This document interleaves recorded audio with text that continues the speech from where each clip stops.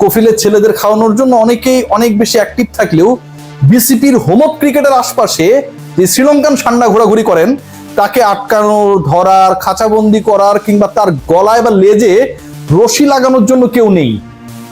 Bangladesh cricket বোর্ডের আশপাশে আমরা অনেক রশি দেখি, খেয়াল করে দেখবেন যে বাউন্ডারি রোপ বলে যেটাকে, অনেক মোটা মোটা রশি, আমাদের হাতের মতো মোটা, কিন্তু সেই রশিগুলো দিয়ে এই সান্ডার লেজ বাঁধার কেউ নেই। Gamini D Silva Bangladesh cricket বোর্ডে হোম অফ ক্রিকেটে এমন এক সান্ডা যার কারণে ওখানে আশপাশে অন্য কোনো সান্ডা আন্ডা দিতে পারে না, বংশবৃদ্ধি ঘটে না। তিনি আছেন, তিনিই থাকবেন, তিনি ফরএভার। এই পৃথিবী যতকাল থাকবে, এই সূর্য যতকাল কিরণ দিবে, এই চাঁদ যতবার অমাবস্যা আর পূর্ণিমার এক্সপেরিয়েন্স আমাদেরকে দেবে, গামিনী ডি সিলভা ততদিন থাকবেন। মিরপুরের হোম অফ ক্রিকেট লাগোয়া তার যে একটা নিজস্ব 5 স্টার রুম রয়েছে, সেখানকার জানালা খুলে সূর্য দেখবেন, চাঁদ দেখবেন এবং জাতীয় দলের ক্রিকেটারদেরকে শাসাবেন, সান্ডাগিরি করবেন। এবাদত হোসেনকে দেখে নেওয়ার হুমকি দিয়েছেন একজন কিউরেটর। সোজা বাংলায় বললে বাংলাদেশ ক্রিকেট বোর্ডের একজন চাকর আমার দেশের একজন ন্যাশনাল হিরোকে দেখে নেওয়ার হুমকি দিয়েছেন। বেশি বাড়াবাড়ি করলে তিনি একজন পার্টিকুলার বোর্ড ডিরেক্টরকে বলে এবাদতকে জাতীয় দলের বাইরে কিক আউট করবেন সেই হুমকি দিয়েছেন একজন চাকর। বাংলাদেশ ক্রিকেট বোর্ডের বেতনে যার সংসার চলে সেই সান্ডা গামিনী আমার দেশের ন্যাশনাল হিরোকে বাংলাদেশের সবচেয়ে জনপ্রিয় আলোচিত মাঠে সবুজ গালিচার সামনে দাঁড়িয়ে, 22 গজের সামনে দাঁড়িয়ে এই হুমকি দেন।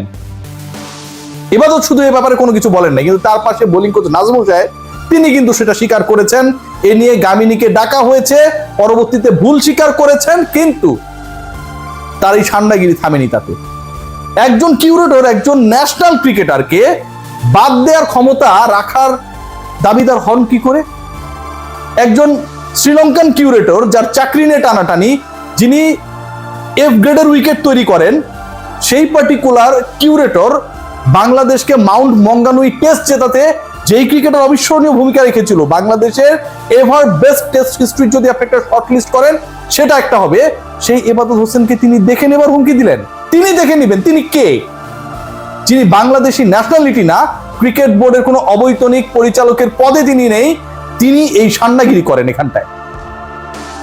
গত শুক্রবারে নিউজিল্যান্ড এবং বাংলাদেশ এই টিমের খেলা হচ্ছিল, আপনারা সবাই জানেন, এবং সেন্টারের পাশের যে উইকেটটা রয়েছে, সেন্টার উইকেটে তো ম্যাচই চলছিল, সেই পাশের উইকেটে বোলিং কোচ নাজমুল ভাইয়ের সাথে ইবাদত হোসেন তার বোলিং প্র্যাকটিস করছিলেন। ইনজুরি থেকে ব্যাক করেছেন ইবাদত। ইনজুরি থেকে একজন ক্রিকেটার ব্যাক করা, জাস্ট আমি একটু এক্সাম্পল দিলে আপনারা আরো ভালো বুঝতে পারবেন। ধরেন আমার হাতে এই জায়গাটা কেটে গেছে, যে কারো যদি কেটে যায়, এই জায়গাটা একদম প্রপারলি ঠিক না হওয়া পর্যন্ত, আগের অবস্থায় না ফেরা পর্যন্ত আশপাশে কেউ হাত দিলেও কিন্তু আমরা চমকে উঠি। ইবাদত ইনজুরিতে পড়েছেন, অস্ত্রোপচারের মধ্য দিয়ে গেছেন, কামব্যাক করার চেষ্টায় রয়েছেন, বাংলাদেশ দলে এই পেসারকে দরকার। তিনি যখন বল করছিলেন, ল্যান্ডিং স্টেপ যেখানটায় দিচ্ছিলেন ওই উইকেটে, সেন্টারের পাশে উইকেটে, সেখানকার হচ্ছে ধুলাবালি উঠছিল, মাটি খসে পড়ছিল। একজন ক্রিকেটারকে নতুন করে ইনজুরিতে পড়ার জন্য এটা যথেষ্ট না? যথেষ্ট। যখন তাকে জানানো হয় যে কি উইকেট বানান, এইরকম উইকেটে পড়লে তো বা এইরকম উইকেটে প্র্যাকটিস করলে তো আমরা ইনজুরিতে পড়তে পারি, তখন সে উত্তর দেন, তুমি তোমার কাজ করো, আমি আমার কাজ করেছি। ক্রিকেট বোর্ডের অমুক পরিচালককে বলে তোমাকে আমি হচ্ছে এখান থেকে বাইর করে দেওয়ার ব্যবস্থা করব, জাতীয় দলে তুমি কিভাবে চান্স পাও সেটা আমি দেখে নিব। How funny! একজন চাকর মনিপকেই হুমকি দেয়। মনিপ তো বাংলাদেশ ক্রিকেট বোর্ডে এত টাকা কেন, এত অর্থবিত্ত কেন ক্রিকেটারদের পারফরমেন্সের জন্য?